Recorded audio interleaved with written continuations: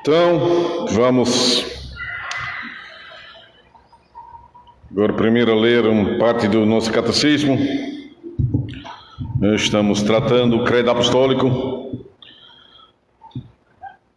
que fala sobre Deus Pai, o Todo-Poderoso, Criador do céu e da terra, e também sobre a providência de Deus, que é uma doutrina que as Escrituras claramente ensinam. O que é a providência de Deus?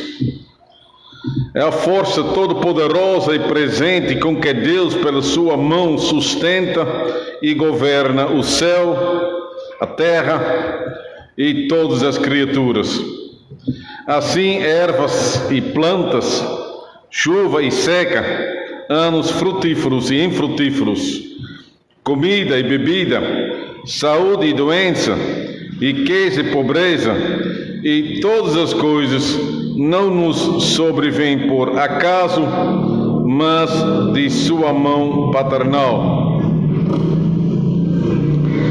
Para que serve saber da criação e da providência de Deus?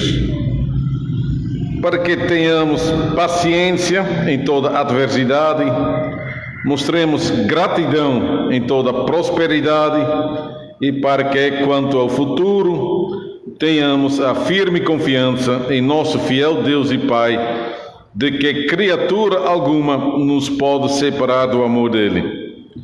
Porque todas as criaturas estão na mão de Deus, de tal maneira que, sem a vontade dele, não pode agir nem se mover. Até aqui, vamos cantar agora o hino 100A, a oração de Abacuque. Mesmo que não haja frutos na videira, mesmo que não haja flores no jardim, até mesmo que a videira não floresça, nem chova na terra, nem a erva cresça, há um Deus olhando para mim.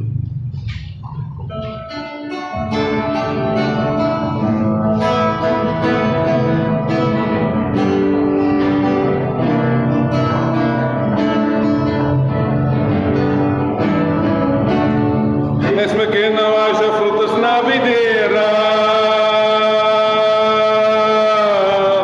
mesmo que não haja flores no jardim, até mesmo que a videira não floresça, nem chova na terra, nem a erva cresça, há um Deus no céu olhando para mim. O que eu não posso é ficar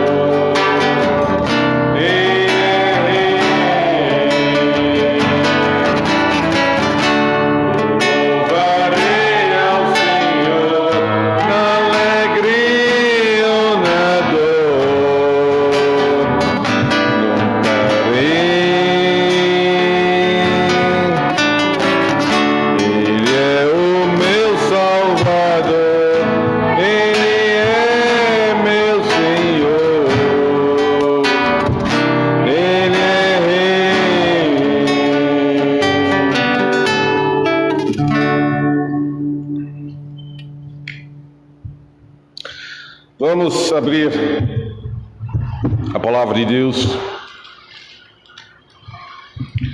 no livro de Eclesiastes.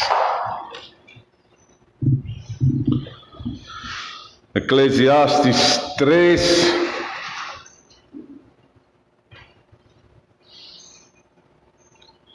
até 11.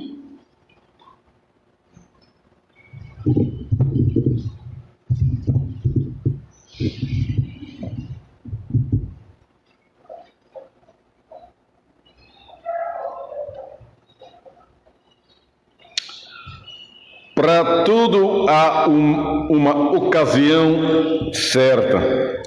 Há um tempo certo para cada propósito debaixo do céu. Tempo de nascer e tempo de morrer. Tempo de plantar e tempo de arrancar o que se plantou. Tempo de matar e tempo de curar. Tempo de derrubar e tempo de construir, um tempo de chorar e tempo de rir, tempo de prantear e tempo de dançar, tempo de espalhar pedras e tempo de ajuntá-las, tempo de abraçar e tempo de se conter, tempo de procurar e tempo de desistir, tempo de guardar e tempo de jogar fora. Um tempo de rasgar e tempo de costurar. Tempo de calar e tempo de falar. Um tempo de amar e tempo de odiar. Um tempo de lutar e tempo de viver em paz. O que ganha o trabalhador com todo o seu esforço? Eu tenho visto o fardo que Deus impôs aos homens. Ele fez tudo apropriado ao seu tempo. Também pôs no coração do homem um anseio pela eternidade. Mesmo assim, ele não consegue compreender inteiramente o que Deus fez. Até aqui. Vamos nos unir em oração, pedir uma bênção sobre o nosso culto.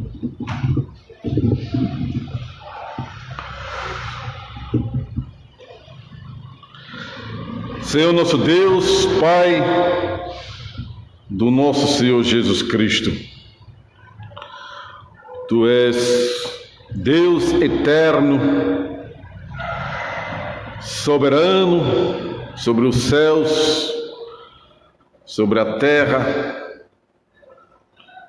sobre todas as criaturas, também sobre nós, a nossa vida. Por isso, Senhor, Tu mereces toda honra, toda glória e todo louvor, porque Tu és soberano. E por isso também o nosso Senhor Jesus Cristo nos ensinou a orar em primeiro lugar: seja glorificado o Teu santo nome, Senhor, tanto no céu como também aqui na terra. Sabemos que no céu os anjos louvam o Teu santo nome. Santo, Santo, Santo és Tu, o Deus dos exércitos. E aqui na terra é o homem que deve louvar o Teu santo nome. Senhor, nós sabemos que neste mundo não todas as pessoas fazem isso, mas nós nos reunimos aqui nessa igreja, nesse dia de descanso, no dia de domingo, para engrandecer o Teu santo nome, para Te adorar e glorificar, Senhor, para que as pessoas possam ouvir e saber que há um Deus no céu que está olhando para nós diariamente. Até nos momentos difíceis da nossa vida, até no meio crise, de uma pandemia, até numa situação em que diariamente uns 1000 pessoas falecem por causa desse vírus. Senhor nosso Deus, olhe para nós, olhe para esse país, observe os governadores da sabedoria, esteja com o nosso presidente, que ele possa recuperar, Senhor, também possa reconhecer a Tua grandeza, Teu poder, que pode dar cura. Esteja com os governantes em cada estado, para que possa tomar decisões que protegem o povo contra todo mal. Esteja com os médicos, enfermeiras, as pessoas que estão trabalhando nos hospitais, lutando contra o vírus, tentando salvar as vidas das pessoas. Senhor nosso Deus, abençoe-nos hoje, um dia para deixar os nossos trabalhos, para descansar em Ti, Senhor. Abençoe este dia para que possamos descansar, mas também descansar espiritualmente em Ti, Senhor. Deixar os nossos trabalhos confiando em Ti, que Tu cuidas da nossa vida. Senhor, esteja conosco também aqui na igreja, esteja com Teu Espírito Santo no nosso meio, mas também com todos os irmãos que estão assistindo esse culto online, que estão em casa, e une-nos em um só fé, um só amor, um só Espírito, para que todos juntos podemos glorificar o Teu santo nome hoje. Tudo isso humildemente te oro em nome de Cristo Jesus. Amém.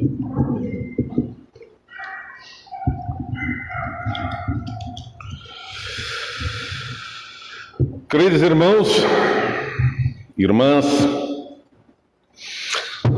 às vezes eu faço uma pequena agenda das coisas que eu devo fazer durante o dia, uma mini agenda. E lendo domingo 10 do nosso catecismo, parece que o nosso Deus também tem uma agenda enorme. E esta agenda de Deus parece também bem organizado. Ervas e plantas, chuva e seca, anos frutíferos e infrutíferos, comida, bebida, saúde, doença, riqueza, pobreza e o resto das coisas. Tudo bem organizado, numa boa ordem, de acordo com o nosso catecismo. Agora, isso quer dizer o quê? Deus trabalha assim. A mão de Deus está providenciando tudo isso. Saúde para fulano, uma doença para Beltrano, comida aqui, fome ali, tudo bem distribuído na mapa do mundo, a riqueza no norte do globo e a pobreza embaixo do Equador.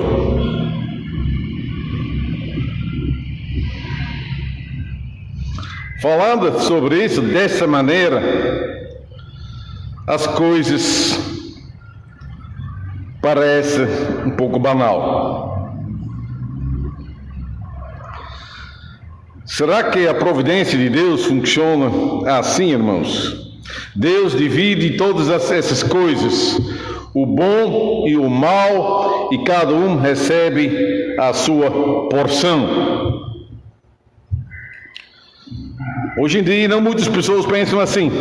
Eu acho que a maioria das pessoas, nem aceita isso e pensa mais, então, que é por acaso que essas coisas acontecem na vida das pessoas. Uma pessoa pega o vírus sim, outras pessoas pegam o vírus não. Ou se crer em Deus, então, para muitas pessoas é um Deus dos antigos, que esse Deus é arbitrário e inconstante. Um momento bonzinho e outro momento irritado e irado. Aqui tem abundância e ali escassez. A sua vida pode estar cheia de desastres e a casa da vizinha anda com prosperidade. Isso pode até causar inveja. E uma pessoa pode se perguntar por que acontecem tantas coisas na sua vida, enquanto na vida dos outros tudo está andando bem, tudo está em paz. Deus sabe o que está fazendo, podemos confiar nele. Domingo 10 é muito bonito, se tudo está andando bem na sua vida. Mas quando as coisas mudam e a vida do crente passa por momentos ruins, o brilho de domingo 10 desaparece. Fica até difícil aceitar que tudo vem da mão de Deus. Chuva e seca, anos frutíferos e anos infrutíferos, saúde e doença, câncer.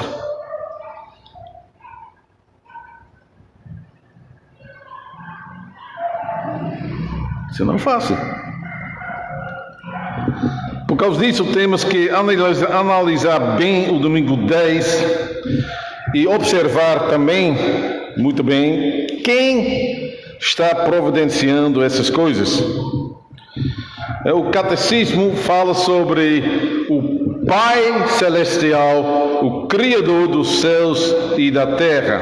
Domingo 10 vem depois do domingo 9.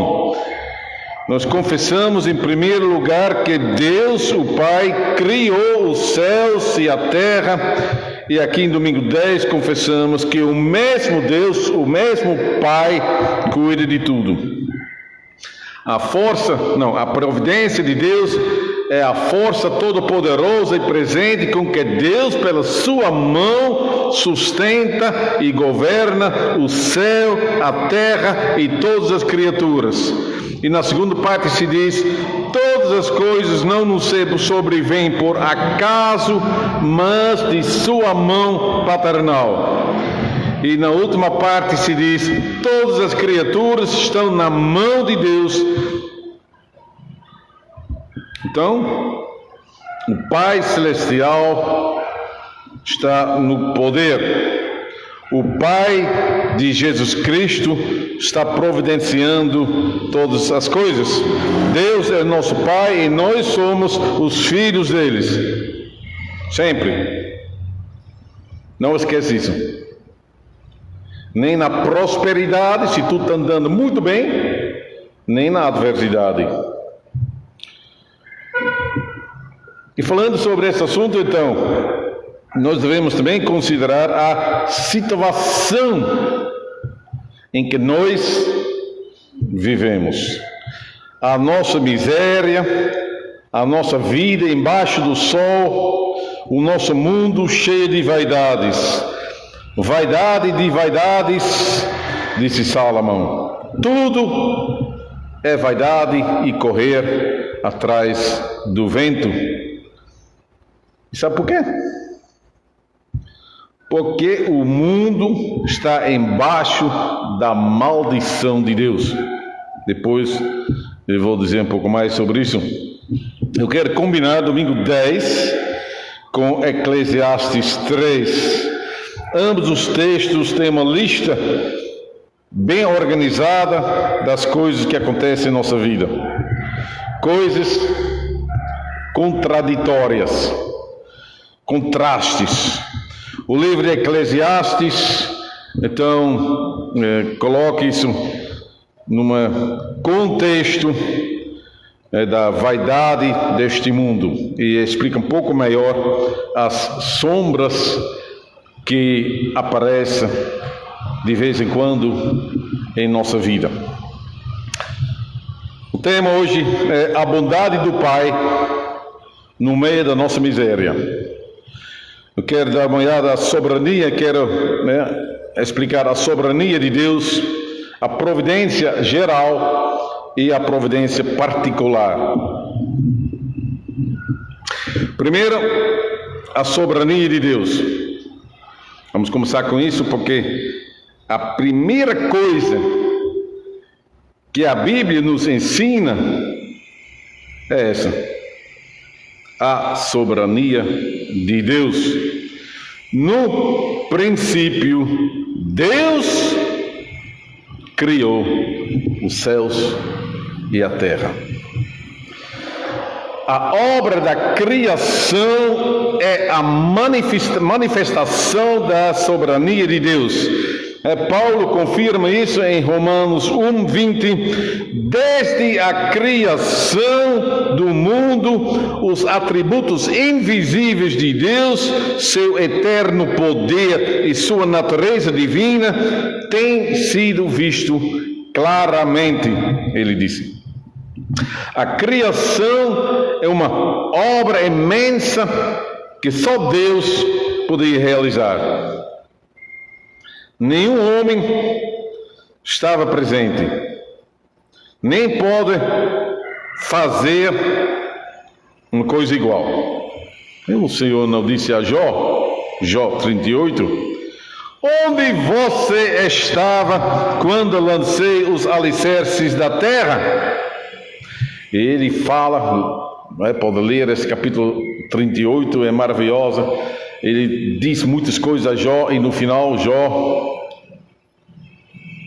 coloca uma mão na sua boca e fica calado. A soberania de Deus é a força toda-poderosa e presente de Deus, com que Deus, pela sua mão, sustenta e governa o céu, a terra e todas as criaturas. Todas elas estão na mão de Deus de tal maneira que sem a vontade dele não pode agir nem se mover.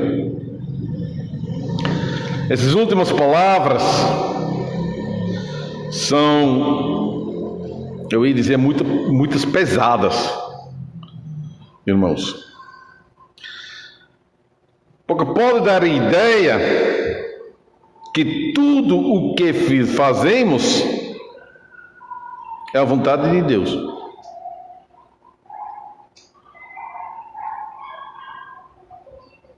Hoje à noite eu vou dizer um pouco mais sobre isso.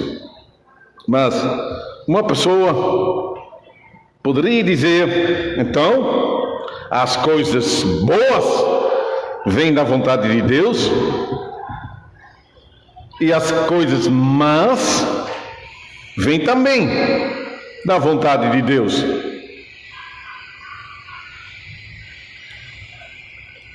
Eu acredito que nós não podemos dizer isso assim. Acredite que tudo acontece, está embaixo da soberania, do controle de Deus, sim. Mas não da mesma maneira. Os anjos são servos de Deus. Mas o diabo não. O diabo é o adversário, o Satanás. Ele acusa, ele atrapalha. Porém, ele não pode fazer nada contra a vontade de Deus. Eu acho que Jó 1 deixa isso bem claro. A vontade de Deus é de acordo com o caráter de Deus. Deus é bom, então a vontade de Deus é boa. Assim ele criou os céus, a terra em 6 dias e no final ele disse: tudo era muito bom. Aqui em Eclesiastes se diz: ele fez tudo apropriado ao seu tempo. A Bíblia de Genebra diz: ele fez tudo formoso no seu devido tempo.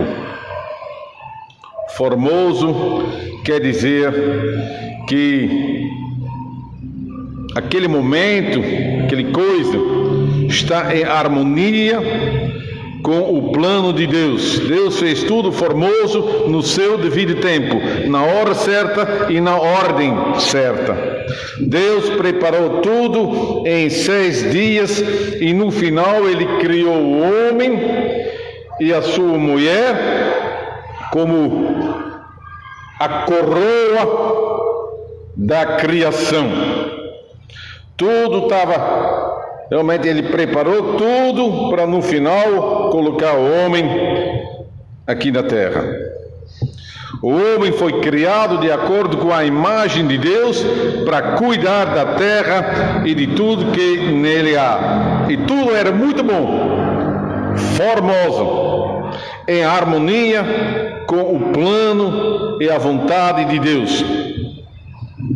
Mas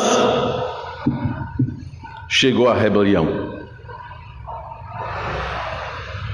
Deus deu toda a liberdade ao homem.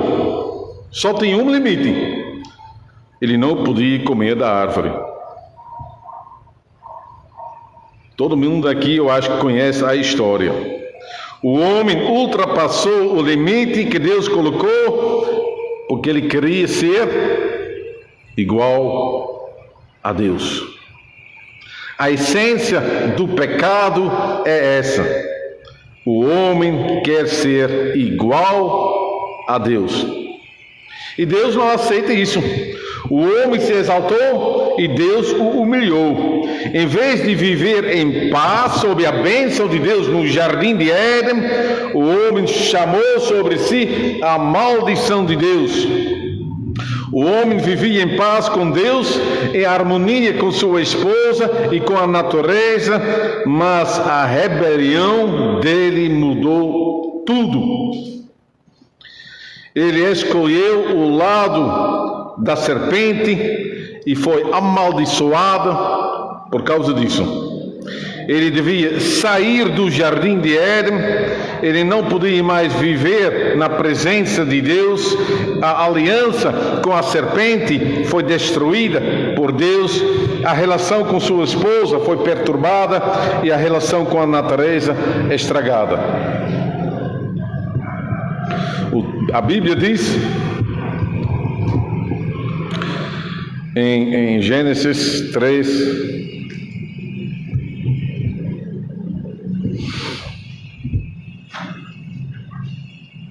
versículo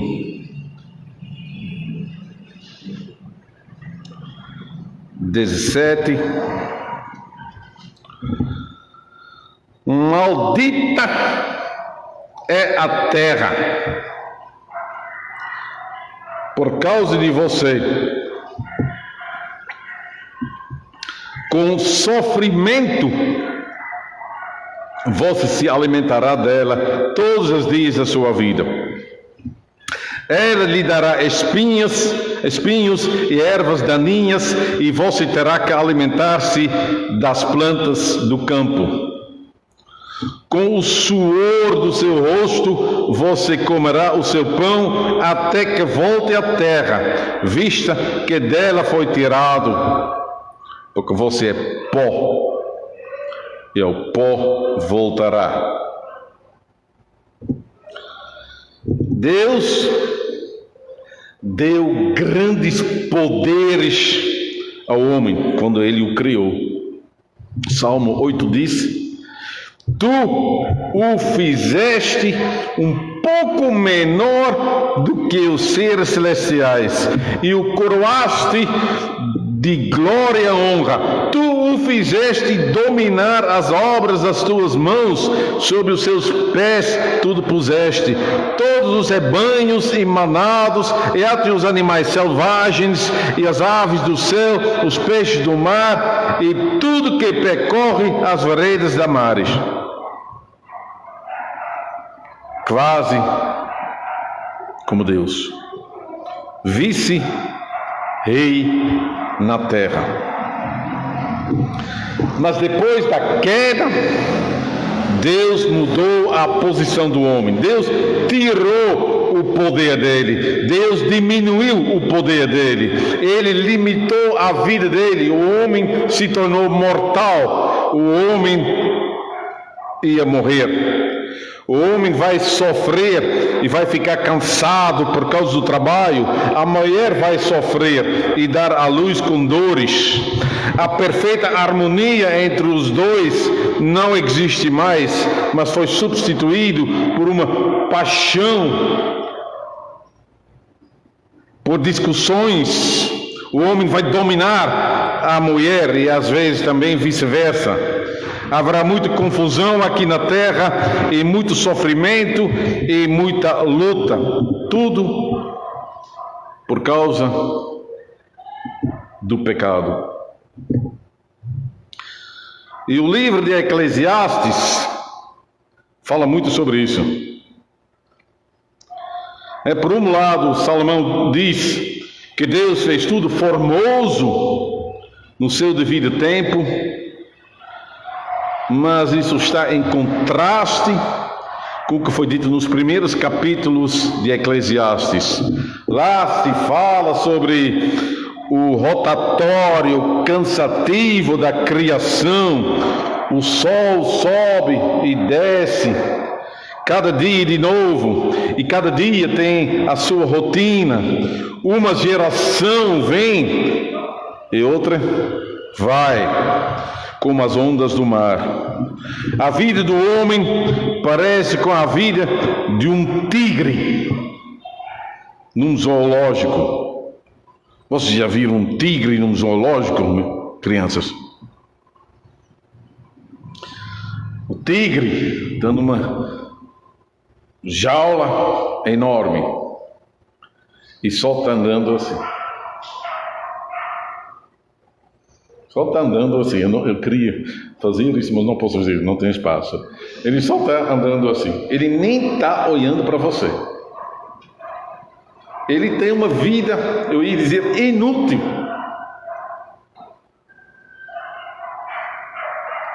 Ele perdeu a norte. Ele está andando sem objetivo. Toda a sua vida é uma vaidade.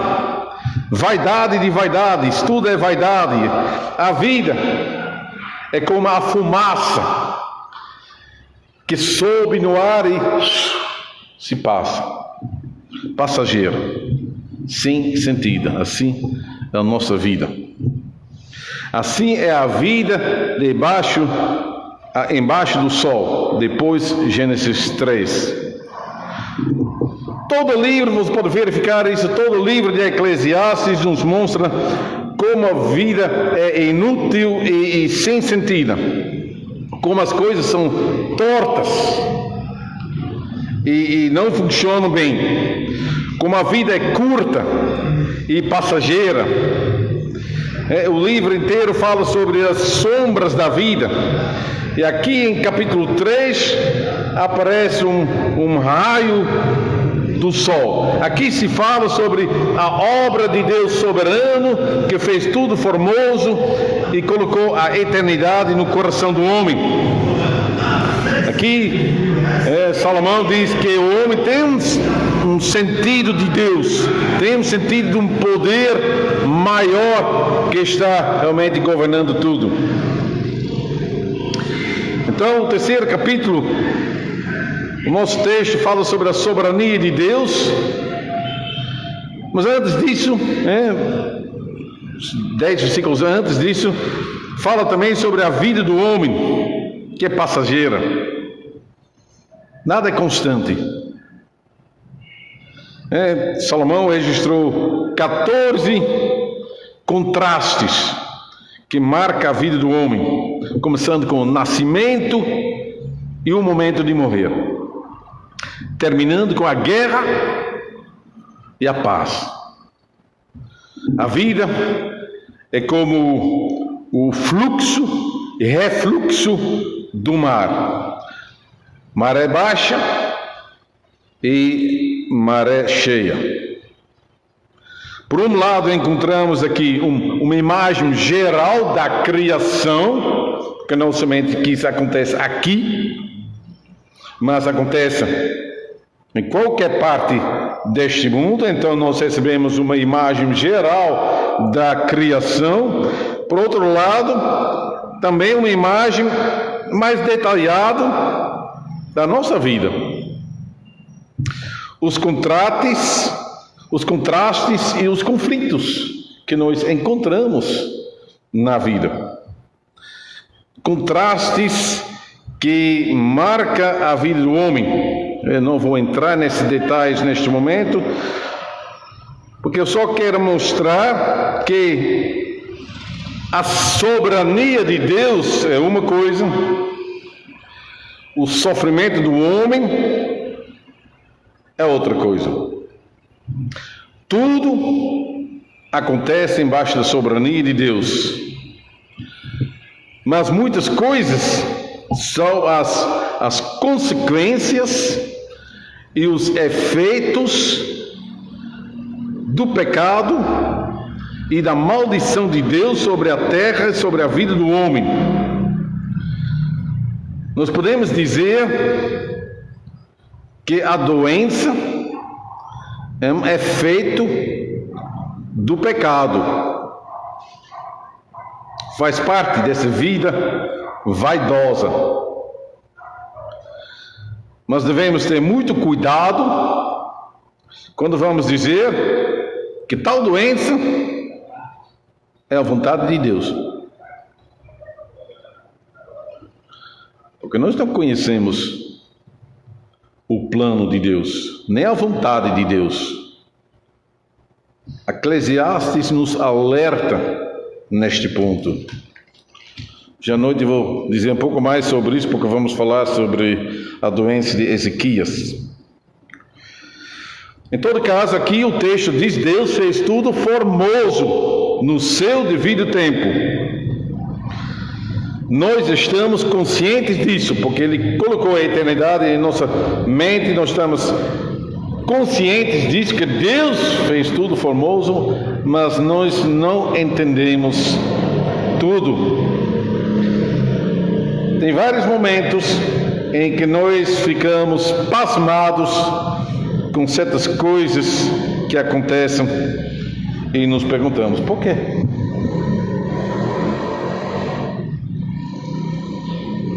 Por que, meu Deus, isso devia acontecer? Por que isso devia acontecer agora?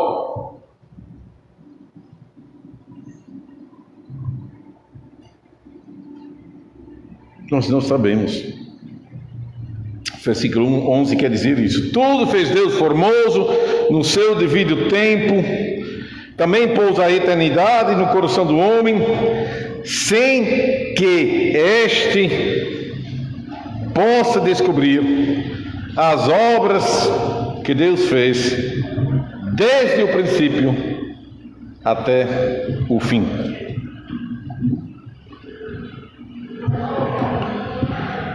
Jesus tinha uma noção do tempo das coisas. Jesus começou o seu ministério pregando: o tempo está cumprido e o reino de Deus está próximo, arrependei-vos e crede no Evangelho. Jesus estava consciente da agenda de Deus. Várias vezes Jesus usou a expressão: agora não, porque ainda não chegou a minha hora. E quando observarmos o final da vida de Jesus, tudo tem seu devido tempo, seu devido momento.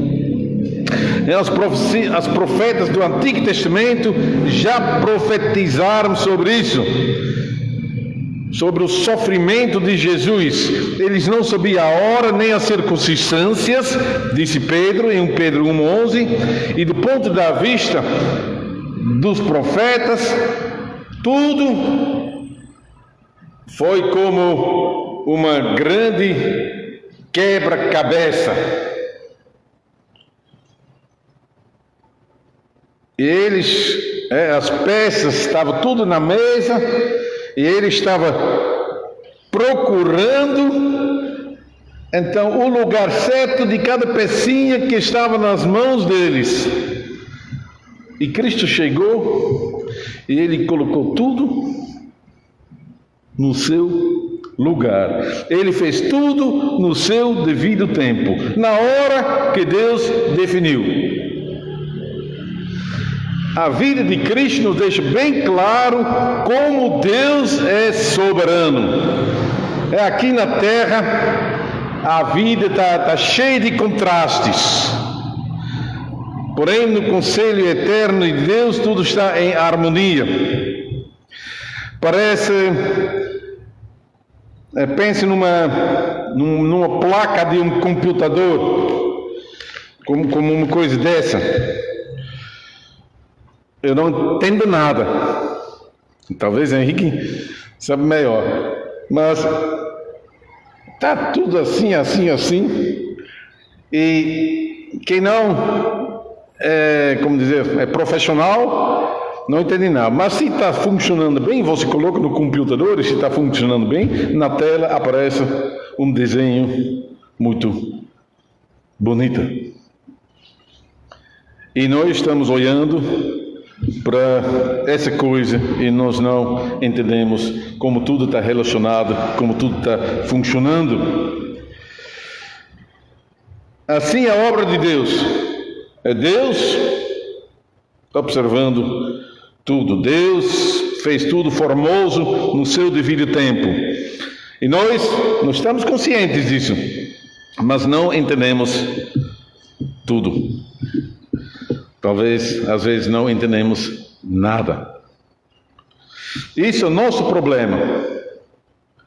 E por causa disso, devemos ter paciência na adversidade e confiar em nosso fiel Deus e Pai, porque Deus pode nos ajudar. Vamos agora para o segundo ponto, a providência geral de Deus. Vamos voltar para o catecismo. Para a primeira pergunta de domingo 10. O que é a providência de Deus? A providência de Deus é a força todo-poderosa e presente com que Deus, pela sua mão, sustenta e governa o céu, a terra e todas as criaturas.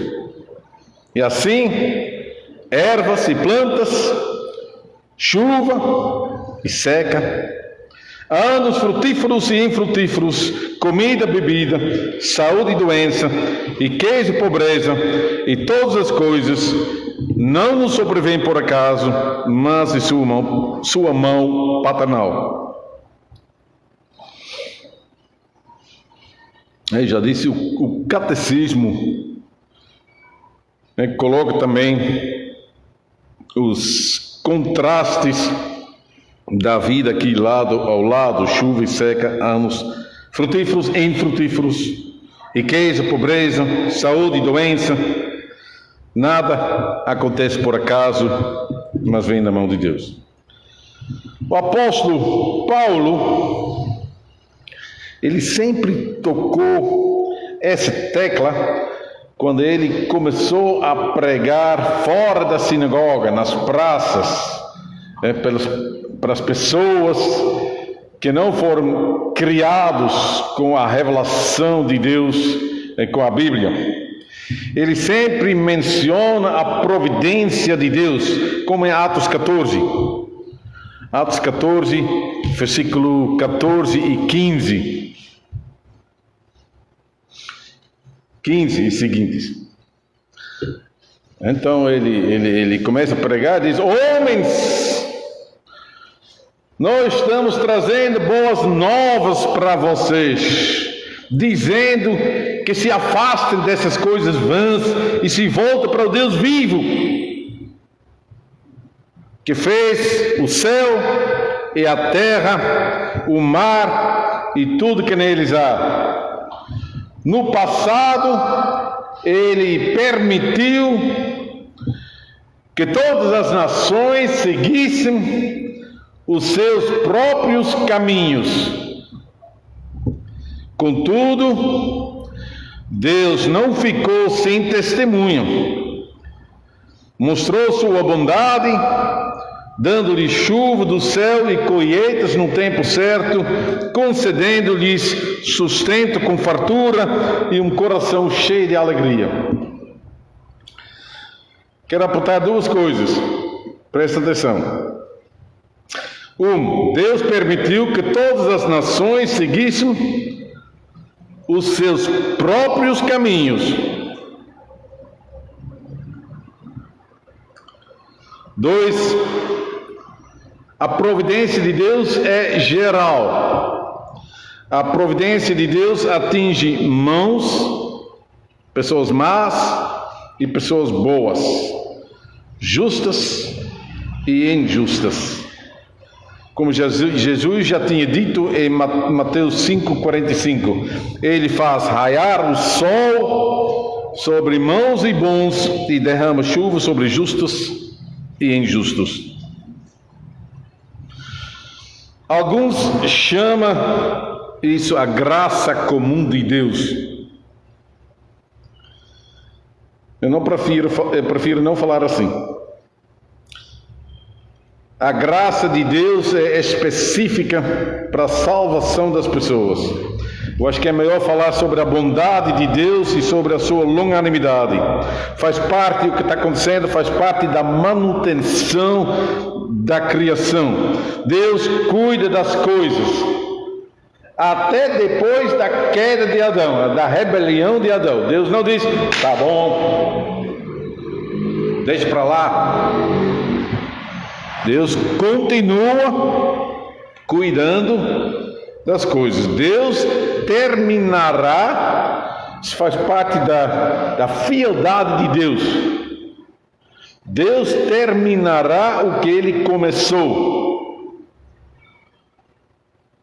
O paraíso que nós encontramos nos primeiros capítulos da Bíblia terminará na Nova Jerusalém que nós encontramos nos últimos capítulos da Bíblia.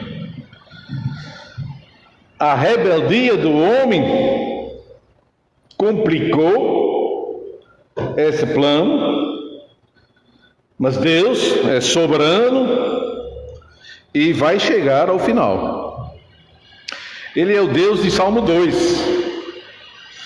Ele observa a rebeldia dos povos e dos reis da terra, mas ele pôs-se a rir, ele não fica nervoso de jeito nenhum. Tudo está sob controle. Eles não conseguem atrapalhar o plano de Deus. Pedro disse em Atos 4, porque se enfurecem as nações e os povos conspiram em vão. Os reis da terra se levantam e os governantes se unem contra o Senhor e seu ungido. De fato, Herodes e Pilatos reuniram-se com os gentios e com o povo de Israel nessa cidade para conspirar contra o teu santo servo Jesus, a quem ungiste. Presta atenção, fizeram o que o teu poder e a tua vontade havia decidido de antemão que acontecesse. Deus é soberano. Os apóstolos descobriram isso. Jesus os ensinou isso. Jesus os ensinou que tudo devia acontecer assim em redor da cruz. Eles não devem se perder no meio da miséria, nem no meio das perseguições. Deus é soberano. E Pedro aprendeu isso e depois ele ora e diz: então, Senhor, estende a tua mão para curar e para realizar sinais e maravilhas por meio do nome do teu santo servo Jesus. Ele faz um apelo à providência de Deus. Eles receberam o dom, o poder de curar, o dom de fazer milagres e maravilhas. Quer dizer, não é deles mesmos, mas é um dom de Deus. Quem faz tudo é Deus. A providência de Deus, a bênção de Deus se manifestará por meio dos apóstolos. Eu acho que nós podemos chamar isso a providência especial. A providência de Deus tem um aspecto especial, específico, e um aspecto geral que tem a ver com a manutenção e governo do céu, da terra e das nações, também das nações. Como Daniel confessa na sua oração em Daniel 2.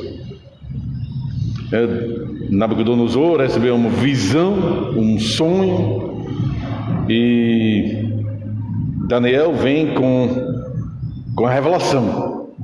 Ele diz: louvado seja o nome de Deus para todo sempre, a sabedoria e o poder a Ele pertencem. Ele muda as épocas e as estações, destrona reis e os estabelece. Dá sabedoria aos sábios e conhecimento aos que sabem discernir. Então, por um lado, Deus permitiu que todas as nações seguissem seus próprios caminhos. Mas, por outro lado, podemos ver que Deus interage na política mundial. Ele destrona reis e os estabelece. É bom saber disso, irmãos. O nosso presidente e os nossos governadores governam pela providência de Deus. Pode ser que eles não são crentes, pode ser que eles são crentes, sim, pode ser que ele faz coisas boas, pode ser que não. Tem governadores bons e governadores ruins, mas independente disso, Paulo diz em Romanos 13, todos devem sujeitar-se às autoridades governamentais, pois não há autoridade que não venha de Deus. E as autoridades que existem foram por Ele estabelecidas. Portanto, aquele que se rebela contra a autoridade está opondo contra o que Deus instituiu. E aqueles que assim procedem trazem condenação sobre si mesmo. Devemos honrar Deus, a providência de Deus, devemos honrar as nossas autoridades, e o catecismo diz: eu devo submeter-me à boa instrução e disciplina deles com a devida obediência, e também ter paciência com seus defeitos, porque Deus nos quer governar pelas mãos deles. Assim fala o quinto mandamento.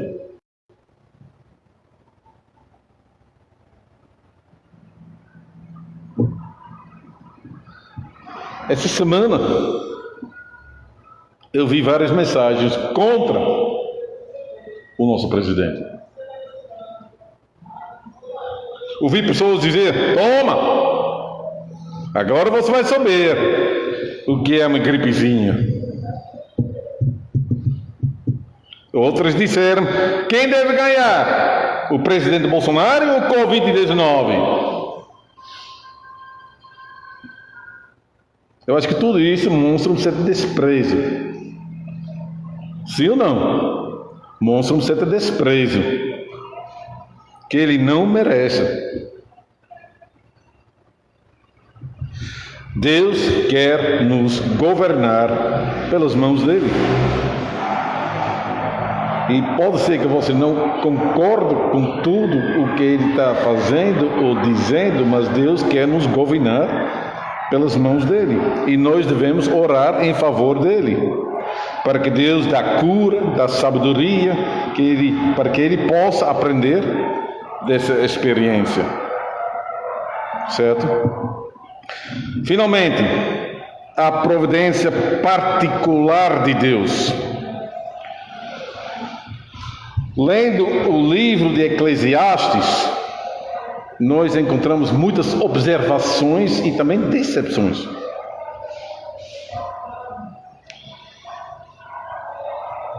Capítulo 1, 14, Salomão diz: eu tenho visto tudo o que é feito debaixo do sol. Tudo é inútil, é correr atrás do vento. O segundo capítulo, ele fala sobre os prazeres do mundo. Mas no final, 2:11, ele diz: contudo, quando avaliei tudo que as minhas mãos haviam feito e o trabalho que eu tanto me esforçara para realizar, eu percebi que tudo foi inútil e correr atrás do vento. Não há nenhum proveito no que se faz debaixo do sol. E capítulo 2, 24, ele diz: para o homem não existe nada melhor do que comer, beber e encontrar prazer em seu trabalho. Eu vi que isso vem de onde? Vem da mão de Deus. E quem aproveitou melhor as comidas e os prazeres do que eu? Ao homem que o agrade, Deus dá sabedoria, conhecimento e felicidade. Quanto ao pecador, Deus o encarrega de ajuntar e armazenar riquezas para entregá-las a quem o agrada. Isso também é inútil e correr atrás do vento. E mais uma em capítulo 5, 19. Mais uma vez, depois de várias observações, análises, ele diz: assim descobri que para o homem o melhor e o que mais vale a pena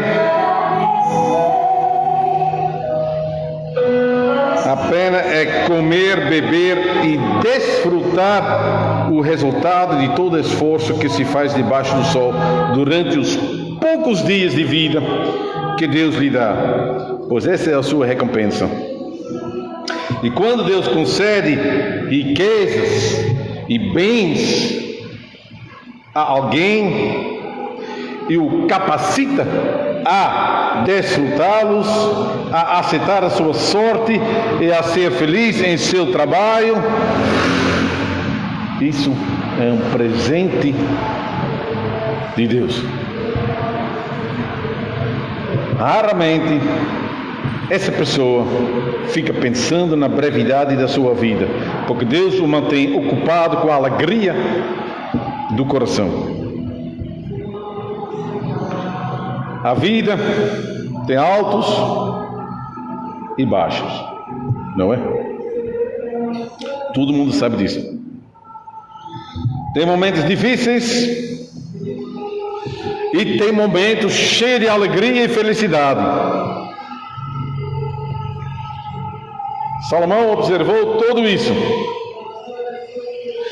Viu também que tem homens que são poderosos e ricos, mas não felizes. Trabalham 12 horas por dia, 7 horas por semana, se esforçam toda a sua vida, aumentam, mas não tem tempo para gozar disso. Não estão felizes. É melhor um pobre feliz, com pão na mesa, do que o rico, com abundância na mesa, mas ele está estressado e não sabe gozar dessas coisas. Então o livro de Eclesiastes nos ensina a sabedoria que nós precisamos no meio das vaidades e das coisas inúteis. Eu acho que o catecismo nos oferece um bom resumo e nos ensina uma boa atitude quando se diz: para que se serve saber da criação e da providência de Deus? A esposa diz: para que tenhamos paciência em toda adversidade. Paciência, porque tem um Deus do céu olhando para mim, e o Deus é o Pai, eu sou filho. E mostremos gratidão em toda prosperidade, porque temos um Deus no céu que deu tudo a nós, não é só pertence a mim. Gratidão. E para que quanto ao futuro tenhamos a firme confiança em nosso fiel Deus e Pai, de que criatura alguma não nos pode separar do amor dele. É isso também que o autor de Eclesiastes, ele quer nos ensinar a confiar na obra e na providência de Deus. Talvez tem coisas acontecendo na sua vida que você não entende, que você está sofrendo, ou alguém perto de você está sofrendo, e você não entende. Mas tem que continuar a confiar em Deus, porque Ele está trabalhando de acordo com a boa vontade dEle. E nós podemos entregar as nossas preocupações nas mãos dEle. Pedro diz isso. Pedro diz na sua carta, ele diz: humilhai-vos, portanto, sob a poderosa mão de Deus, para que Ele, em tempo oportuno, vos exalte, lançando sobre Ele toda a vossa ansiedade, porque Ele tem cuidado de vós. Quem entende isso? É quem experimenta isso. Então, quem entende isso, entende também porque o autor de Eclesiastes, em versículo 12, pode dizer: eu sei que há nada melhor para o homem do que regozijar-se e levar vida regalada, e também que é dom de Deus que possa o homem comer, beber e desfrutar o bem de todo o seu trabalho. O descrente não consegue fazer isso. Tem descrentes que não conseguem confiar na providência de Deus. Eles querem controlar toda a sua vida por si mesmo. Querem resolver tudo. Trabalho dia e noite, 7 dias por semana. E se surpreende quando nós paramos no dia de domingo para descansar, na confiança que há um Deus no céu que cuida de nós. No dia de domingo é um presente de Deus. No dia de domingo, nós podemos descansar, comer, beber e desfrutar o bem de todo o nosso trabalho, junto com a sua família, junto com seus amigos, junto com os irmãos da igreja. Que bênção!